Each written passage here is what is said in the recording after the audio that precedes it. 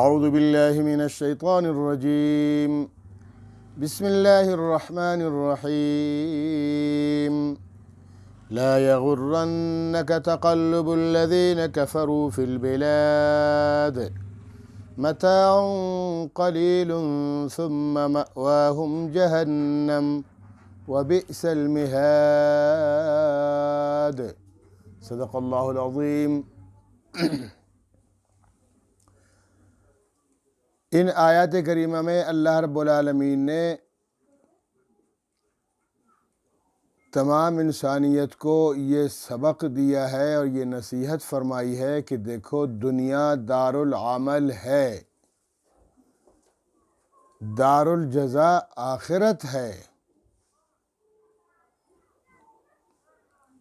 جو تم نے سہولتیں پا لینی ہے، جو خوشیاں کرنی ہیں، وہ اس کو آخرت کے لیے رکھو۔ دنیا تو چند روزہ ہے۔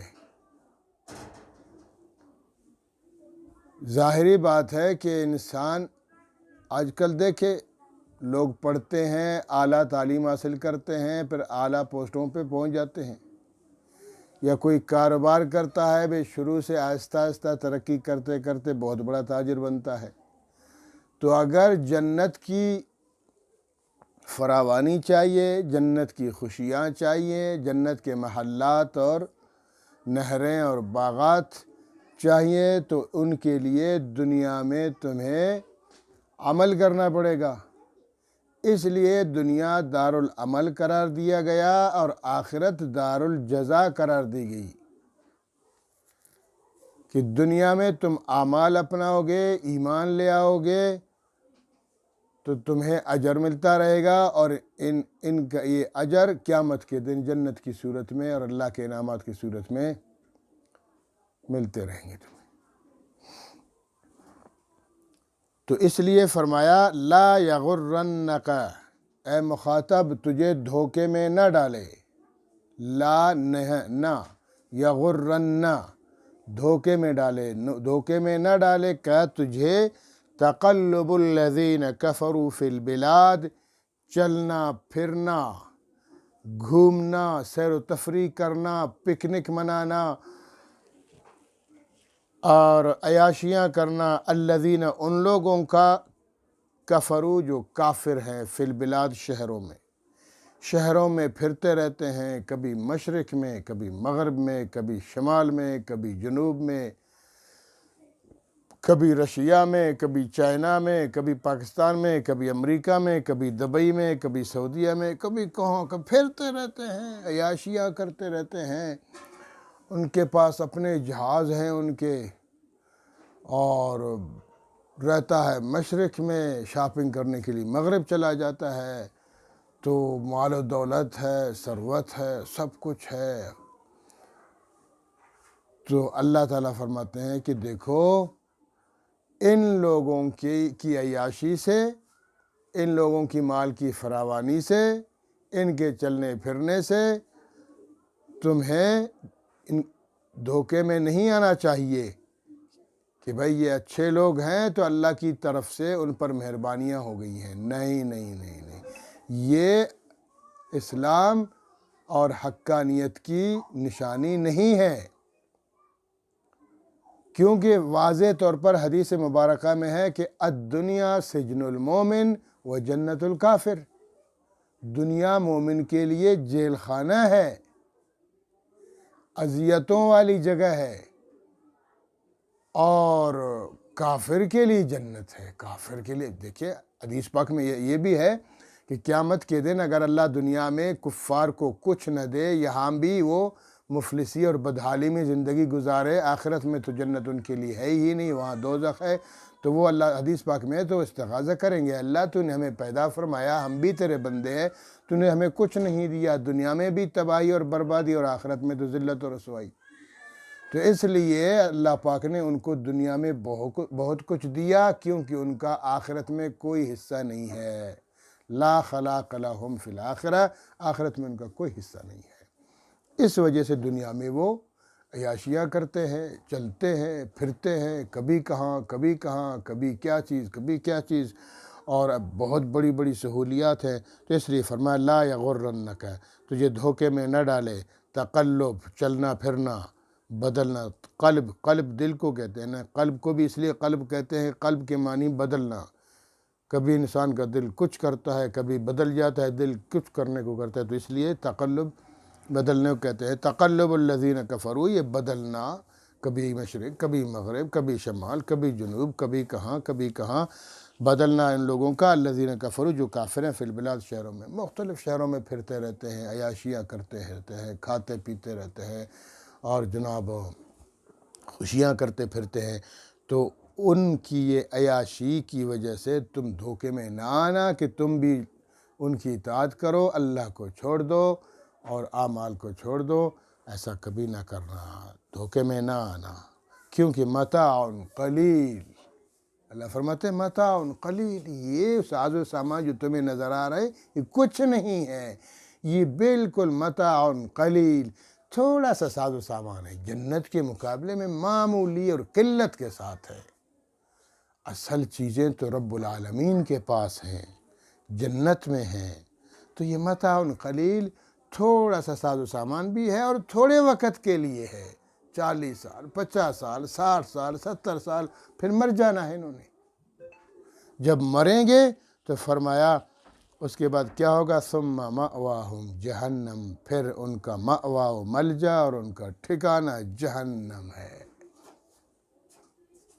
اللہ رب العالمین ہمیں محفوظ فرمائے۔ وَبِئْسَ الْمِہَادُ، جہنم کوئی پکنک پوائنٹ ہے؟ نہیں، وَبِئْسَ الْمِہَادُ، اور برا ٹھکانہ ہے وہ، بئس بہت برا ہے، المہاد ٹھکانے کے طور پر، وہ رہائش کے قابل نہیں ہے، بس اس میں صرف سزا پانے والوں کو رکھا جاتا ہے۔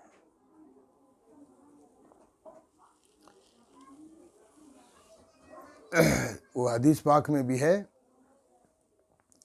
کہ لا یغبطن فاجرا، تم رشک نہ کرنا کسی فاجر کو اور کسی کافر کو دیکھ کر، اس کی دولت کو دیکھ کر، فَإِنَّكَ لَا تَدْرِي، تجھے پتہ ہے، تجھے تو پتہ بھی نہیں، ما هو لاقٍ بعد موتہ، کہ وہ اس سے موت کے بعد کیا چیز ملنے والی ہے، کیا چیز ملاقات اس سے کرنے والی ہے۔ فَإِنَّ لَهُ عِندَ اللَّهِ، اس کے لیے اللہ کے نزدیک قاتلاً، ایک قاتل ہے، لا یموت، جو کبھی نہیں مرتا، اور وہ قاتل کیا ہے؟ جہنم ہے، وہ جہنم اس کے لیے قاتل ہے، وہ بار بار قتل ہوتا جائے گا، اور لا یموت، مرے گا بھی نہیں، نہ جہنم مرے گی اس کو سزا دے دے کر، نہ وہ خود مرے گا سزائیں پا پا کر، بس تکلیف میں ہمیشہ ہے۔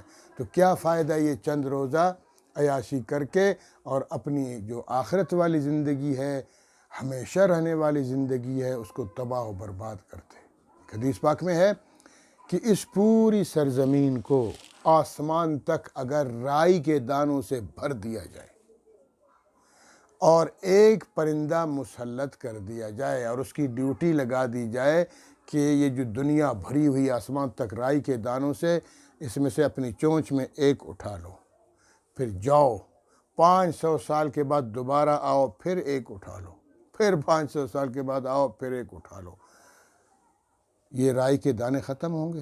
کہاں ہوتے ہیں؟ لیکن حدیث پاک میں ہے فرمایا کہ دنیا آخرت کی زندگی اتنی لمبی ہے کہ اس کے مقابلے میں یہ دنیا کے سارے رائی کے دانے بھی ختم ہو جائیں گے، بے شک 5 سال کے بعد ایک رائی بھی نکالی جائے، پھر بھی یہ رائیاں ختم ہو جائیں گی، لیکن قیامت کی زندگی ختم نہیں ہوگی، وہ ہمیشہ ہے نا، کبھی ختم۔ تو ہمیشہ رہنے والی زندگی کو کیوں انسان اس دنیا کی وجہ سے دنیا کو ترجیح دے اور آخرت کو چھوڑ دے؟ بھئی دنیا چند روزہ ہے، آخرت کے لیے کوشش کی جائے۔ اس لیے آگے فرمایا کہ وَبِئْسَ الْمِہَادُ، یہ جہنم بہت برا ٹھکانہ ہے،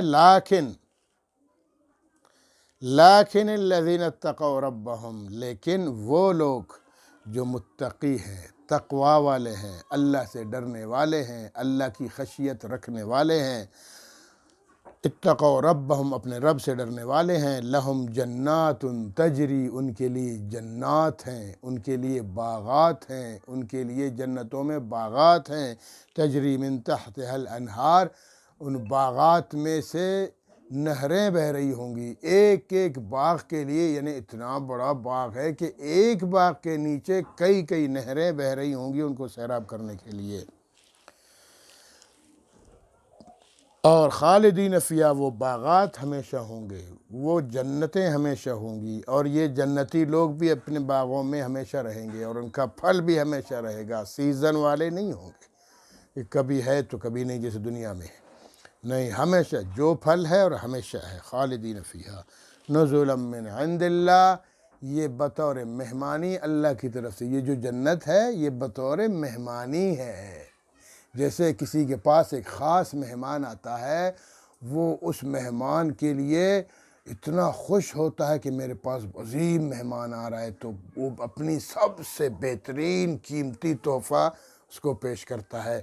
اس کو عربی میں نزل کہتے ہیں، کہ اللہ رب العالمین بطور مہمانی مہمان بناتا ہے جنتیوں کو، اور جنت بطور تحفہ ان کو گفٹ کرتا ہے۔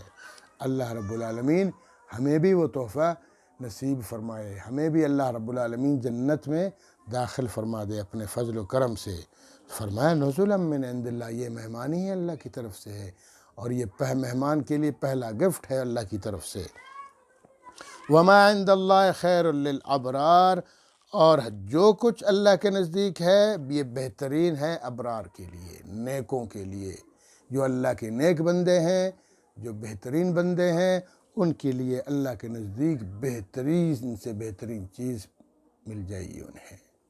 دوسری جگہ قرآن کریم میں ہے کہ ان الذین قالوا، جن لوگوں نے کہا ربنا اللہ، ہمارا رب اللہ ہے، ثم استقاموا، پھر کیا کیا، ثم استقاموا، پھر استقامت کے ساتھ اس پر ڈٹ گئے کہ ہمارا رب اللہ ہے، خالق اللہ ہے، مالک اللہ ہے، رازق اللہ ہے، سب کچھ کرنے والا اللہ ہے، عبادت کے لائق بھی اللہ ہے، اور عبادت ہی کرنی ہوگی اس کی، اور کس کے مطابق، پیغمبر اسلام صلی اللہ تعالی وسلم کی اطاعت کے مطابق، ان کی سنت کے مطابق۔ ہاں،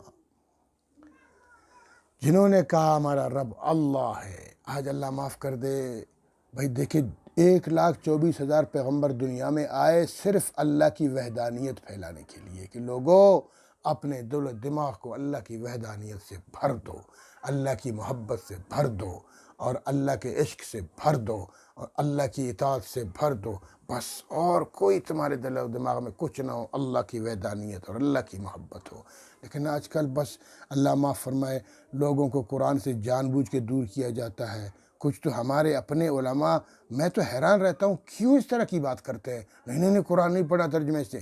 بھئی کیوں نہ پڑھیں، قرآن کو نازل کس لیے کیا گیا ہے؟ ہر مسلمان کو روزانہ قرآن کریم کی تلاوت بھی کرنی چاہیے، اور اس تلاوت کا ترجمہ بھی دیکھنا چاہیے اور سیکھنا چاہیے۔ ہاں، جو سمجھ نہ آئے ٹھیک ہے، علماء تو نہیں، عوام تو علماء نہیں، عالم نہیں ہے، ان کو چاہیے کہ جہاں سمجھ نہ آئے وہ جا کے کسی عالم سے پوچھ لیں کہ اس کا کیا مطلب ہے، لیکن قرآن کریم کو ترجمے کے ساتھ سمجھ کے پڑھنا چاہیے، تاکہ اس پر اللہ پاک عمل کرنے کی توفیق عطا فرمائے۔ تو جب ہم قرآن پڑھیں گے تو اللہ کی وحدانیت، دیکھو قرآن اللہ کی وحدانیت سے بھرا ہوا ہے، صرف اللہ اللہ اللہ اللہ اللہ۔ جس پیغمبر نے بھی دنیا میں قدم رکھا اس نے یہی کہا، اعبد اللہ اعبد اللہ اعبد اللہ اعبد اللہ، لوگو اللہ کی عبادت کرو، اللہ کی عبادت کرو۔ اور ہمارے کچھ مولوی لگے ہوتے ہیں کرامتوں پہ، جھوٹی کرامتیں، پتہ نہیں الٹی سیدھی کرامتیں، یہ کیا فلاں کیا، شیخ عبد القادر جیلانی نے یہ کیا فلاں کیا، مردوں کو زندہ کر دیا، پتہ نہیں کیا کر دیا، اور کشتی پار کر دیا، عجیب عجیب الٹی سیدھی باتیں کرتے ہیں۔ چلو اگر ایک ولی کے ہاتھ سے کرامت ظاہر ہو بھی جاتی ہے تو انہوں نے اپنی زندگی اللہ کے لیے وقف کر دی تھی، اس کے ہاتھوں پہ کرامتیں ظاہر ہو رہی ہیں تو یہ ان کی ولایت کی نشانی ہے۔ تو ہم بس خدا کو چھوڑ دیا، رسول کو چھوڑ دیا، اور جناب پیروں کے پیچھے پڑ گئے، اور انہی سے مانگنے بھی لگ گئے، ان کو پکارنے بھی لگ گئے۔ لا حول ولا قوت الا باللہ۔ اس انبیاء کس لیے دنیا میں آئے؟ شرک سے بچانے کے لیے، اور ہم لوگ خود شرک کروا رہے ہیں لوگوں کو اولیاء کے نام پر۔ انبیاء کے نام پر۔ نوح علیہ السلام کس لیے آئے تھے دنیا میں؟ 5 انبیاء تھے، ان کی عبادت کرتے تھے لوگ، وہ فوت ہو گئے تھے، ان کے بتوں کو گھروں میں رکھا تھا، ان کے مجسموں کو تو نوح علیہ السلام اس لیے آئے تھے۔ یہ 5 بت یہ تم لوگوں نے رکھے ہیں، اللہ کے نیک بندے تھے، بے شک نبی تھے، وہ تمہیں توحید سکھانے آئے تھے، اور تم لوگ ابھی ان کی عبادت کرتے ہو، تمہیں شرم نہیں آتے؟ چھوڑ دو ان کی عبادت۔ 950 سال تبلیغ کی نوح علیہ السلام نے صرف اس کے خلاف، اور ابھی ہم نے جناب مزار بنا لیے، اور مزاروں پہ چڑھاوے ہیں، مزاروں پہ چادریں ہیں، مزاروں پہ منتیں ہیں، مزاروں پہ دیگے ہیں، اور ہلا گلا ہے، اور کھانا ہے، اور پینا ہے، اور بس اسی کو دین سمجھ رکھا ہے ہم لوگوں نے۔ لا حول ولا قوت الا باللہ۔ غلط بات ہے، نہیں کرنی چاہیے اس طرح سے۔ تو فرمایا ان الذین، جو لوگ قالو کہنے لگے ربنا اللہ، ہمارا رب اللہ ہے، ثم استقاموا، پھر استقامت کے ساتھ ڈٹ گئے اس وحدانیت پر، نہ رسم، نہ رواج، نہ بدعت، نہ غلط چیزیں، صرف اللہ کی وحدانیت پہ ڈٹ گئے، اللہ کی عبادت میں ڈٹ گئے، اور اللہ کی عبادت پیغمبر صلی اللہ علیہ وسلم کی اطاعت کے مطابق اور سنت کے مطابق کرنے لگ گئے۔ فرمایا تتنزل علیہم الملائکہ، تو فرشتے ان پر اتریں گے قیامت کے دن، اللہ تخافوا ولا تحزنوا، اور ان سے کہیں گے کوئی خوف نہ کرو، تم تو موحد ہو، تم تو اللہ والے ہو، اب کوئی خوف نہیں کرنا، ولا تحزنوا، غمگین بھی نہ ہونا، پریشان بھی نہ ہونا، بلکہ وابشروا بالجنہ، خوش رہو، تمہیں ہم خوشخبری سنا رہے ہیں جنت کی، اب تمہیں جنت میں ڈالا جائے گا، اللہ کی رضا کا تم سے اعلان کیا جائے گا، تمہارا حساب کتاب تک نہیں کیا جائے گا، ڈائریکٹ جنت میں تمہیں داخل کر دیا جائے گا۔ کنتم توعدون، جس کا تم سے وعدہ کیا گیا تھا، جس جنت کا، جس جنت کے محلات کا، جس جنت کے باغات کا، جس جنت کی نہروں اور حوروں اور وغیرہ وغیرہ نعمتوں کا تم سے وعدہ کیا گیا تھا، وہ آج تمہیں وہ جنت مل جائے گی۔ ہاں، خوش رہو۔ وَلَكُمْ فِيهَا مَا تَشْتَهِي أَنفُسُكُمْ، قرآن کہہ رہے وَلَكُمْ فِيهَا مَا تَشْتَهِي أَنفُسُكُمْ، اور تمہارے لیے اس جنت میں وہ کچھ ہے، مَا تَشْتَهِي أَنفُسُكُمْ، جو تمہارا جی چاہے، تمہارا جو بھی جی چاہے تمہارے لیے وہی ہے۔ دیکھا، بہت بڑے سوال کا جواب قرآن کریم نے دے دیا۔ آج کل کچھ ماڈرن قسم کی خواتین پتہ نہیں عجیب عجیب الٹے سیدھے سوالات کرتے رہتے ہیں کہ بھئی دیکھو قرآن میں کہا مردوں کے لیے کہ ایک مرد کو 70 حوریں ملیں گی، تو عورت کو کیا ملے گا؟ تو اللہ نے اس سوال کا جواب یہاں دے دیا۔ ڈاکٹر ذاکر نائک صاحب سے بھی یہ کسی نے سوال کیا تھا، مجھے یاد نہیں کہ انہوں نے کیا جواب دے دیا، تو یہ قرآن کریم خود جواب دے رہے ہیں کہ بھئی دیکھو وَلَكُمْ فِيهَا مَا تَشْتَهِي أَنفُسُكُمْ، تمہارے لیے جنت میں وہ کچھ ہے جو تم چاہو۔ اگر کوئی خاتون چاہتی ہے کہ مجھے شوہر بہت سارے مل جائیں، تو اللہ کا وعدہ ہے، میں نہیں کہہ رہا، اللہ تعالیٰ فرما رہے ہیں وَلَكُمْ فِيهَا مَا تَشْتَهِي أَنفُسُكُمْ، اور تمہارے لیے اس میں یعنی جنت میں ما وہ کچھ ہے، تشتہی جو جی چاہتا ہے تمہارا، وہ مجھ سب تمہیں ملے گا۔ تو بس بات ختم، سب کچھ تمہیں مل جائے گا، پھر سوال کرنے کی کیا ضرورت ہے کہ مردوں کو حوریں ملیں گی اور ہمیں کیا ملے گا؟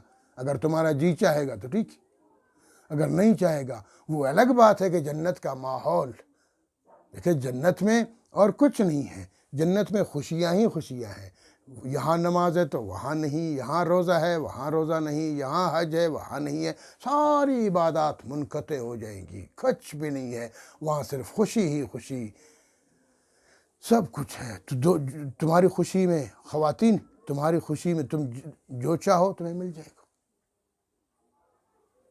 وہ اصل میں کہتے ہیں نا المرء یقیس علی نفسی، انسان اپنے اوپر دوسروں کو قیاس کرتا ہے۔ اگر ایک چرسی ہے وہ یہی چاہتا ہے کہ قیامت کے دن چرس ملتی ہے کہ نہیں ملتی، نسوار والا یہی چاہتا ہے کہ ایسا نہ ہو جنت میں نسوار نہ ملے، تو خواتین یہی چاہتی ہیں کہ بھئی مردوں کو حوریں ملیں گی، ہمیں کیا ملیں گے؟ تو اللہ فرماتے ہیں اس کا جواب مل گیا، بھائی تمہارا جو جی چاہے، وہاں تو پابندیاں نہیں ہیں نا، یہ تو پابندیاں دنیا میں ہیں، وہاں اللہ رب العالمین نے کھلی سہولیات دی ہوئی ہیں، جو تمہارا جی چاہے وہ مل جائے گا تمہیں۔ ایک حدیث میں بھی ہے کہ اگر ایک شخص کہے کہ میری اولاد ہو، تو اللہ تعالیٰ حضور سے پوچھا گیا تو حضور نے فرمایا اگر تمہارا جی چاہے گا اولاد ہو تو اولاد ہو جائے گی۔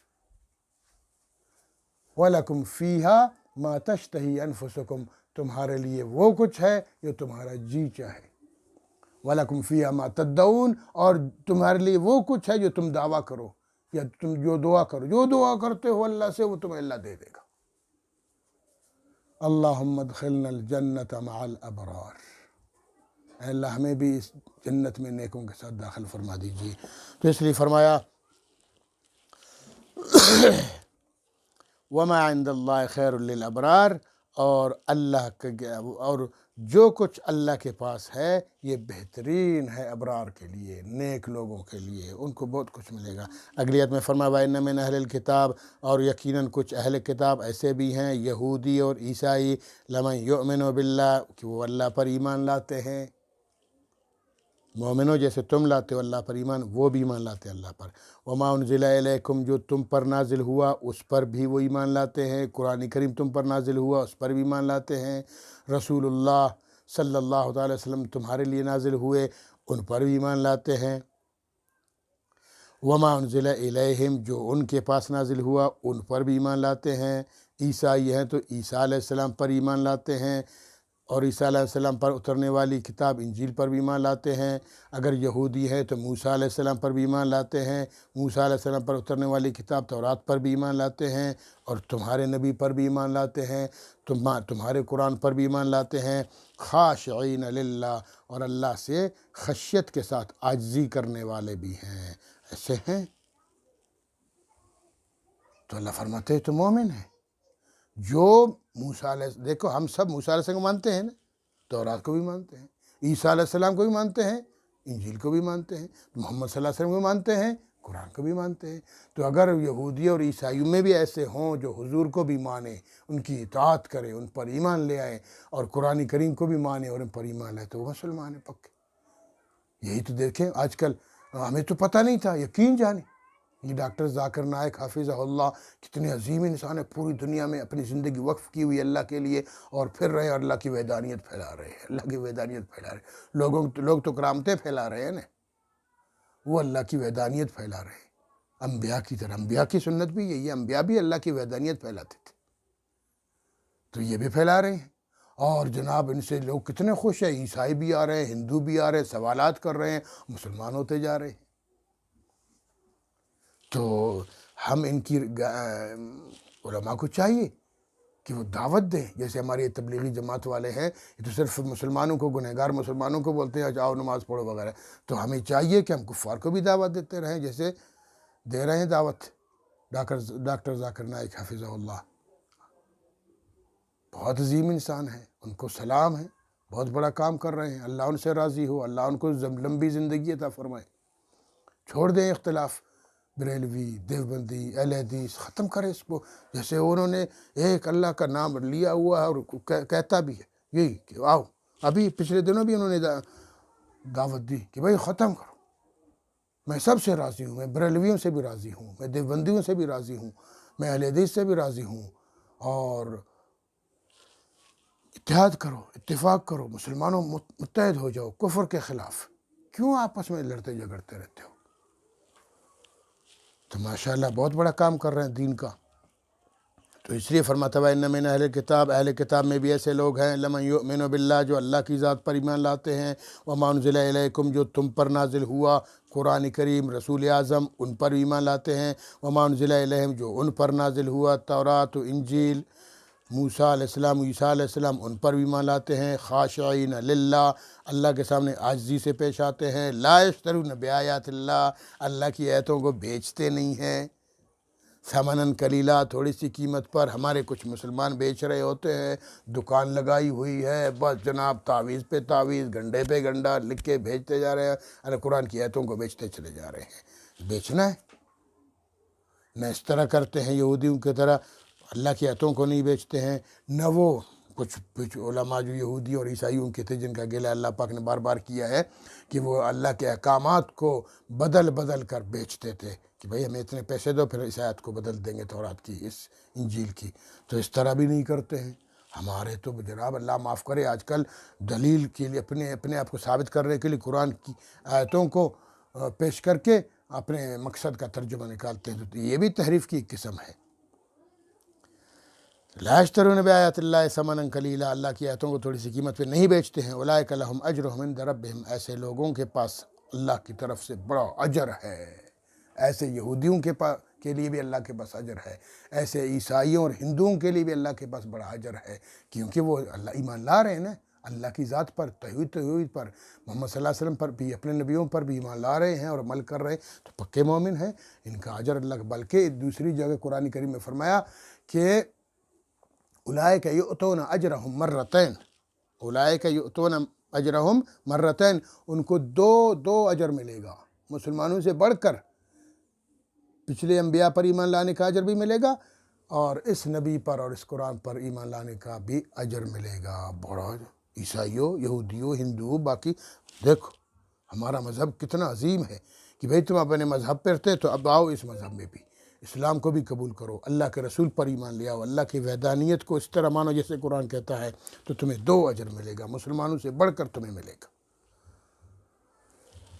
ہاں، لہم اجرہم عند ربہم ان اللہ سریع الحساب، بے شک اللہ تعالیٰ جلد حساب لینے والا ہے۔ ہو سکتا ہے سوال انسان کے ذہن میں سوال، یار قیامت کے دن اربوں کھربوں انسان ہوں گے، کس سے اللہ حساب لے گا اور کتنا ٹائم لگے گا؟ تو اللہ فرماتے ہوئے میرے لیے کوئی ٹائم شائم نہیں ہے، ان اللہ سریع الحساب، اللہ جلد حساب لینے والا ہے، پتہ بھی نہیں چلے گا جلد حساب۔ بھئی انسان سمجھائے اللہ کو، اللہ تو بہت قدرتوں والا ہے، وہ جلد حساب لے لے گا۔ اللہ رب العالمین ہم سب کو صحیح معنوں میں سمجھنے اور عمل کرنے کی توفیق عطا فرمائے۔ وآخر دعوانا ان الحمدللہ رب العالمین۔